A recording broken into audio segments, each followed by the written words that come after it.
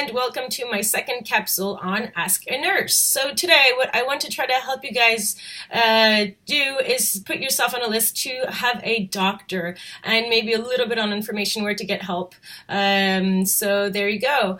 So what I wanted to tell you is that first things first today, to be on the list, if you do not have a doctor yet, you can easily do it just by going online. So I will try to put the link, below, so you can see where the GAMF. With that link, what you can do is just you go onto that site, and you can go find yourself a doctor or put yourself on a list to eventually have a doctor. Now, the advantage is that even if it takes a couple of years before you actually find a doctor, if your case becomes a problem or if there's a priority, you will go up that list.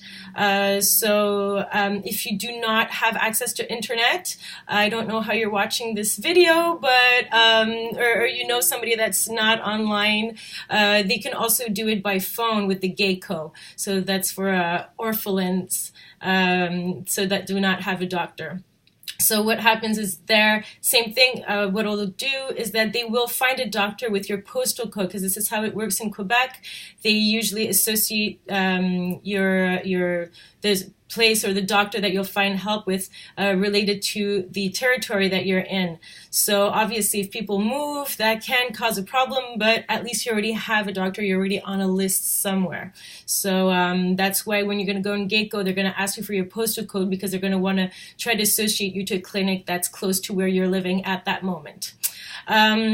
So if even if you put yourself on a list and you don't have a doctor yet, or a doctor hasn't been associated to you yet, what you can do is if you have a medical problem, you can call 811.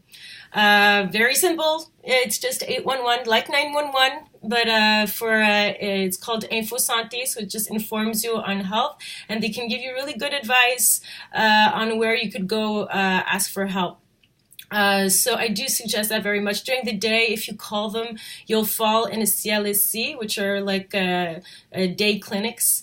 And if you call at night at the 811, because it's a 24-hour helpline, you'll fall at a hospital. So logically, you will always be speaking to a nurse that will be able to orient you or give you a little bit of information on where to get help.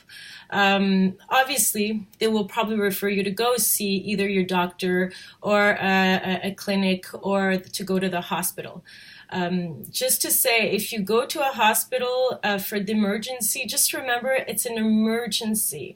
So if your life is not threatened and if you're able to wait 8 hours in the emergency, you're probably not at the right place. It's probably not an emergency. So do try to go instead of day clinics or clinics that do not have do not have rendezvous. That would be really the best thing, like wait till the next day if you can. I do understand that some people work and that they can't afford to wait, but still at least try to call 811. Maybe they can give you advice.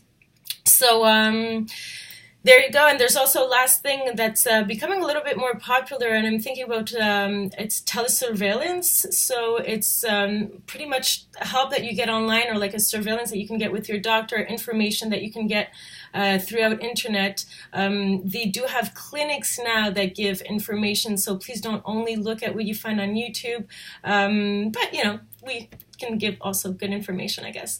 But like I'm thinking about the people that have, for example, lung problems, like chronic diseases where it's hard for them to walk out. Well, what they can do is have that telesurveillance, so like surveillance online, and do get informed about that. That's very interesting.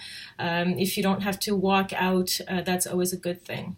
So there you go. I hope this helped, and you guys have yourself a good day and get yourself a doctor.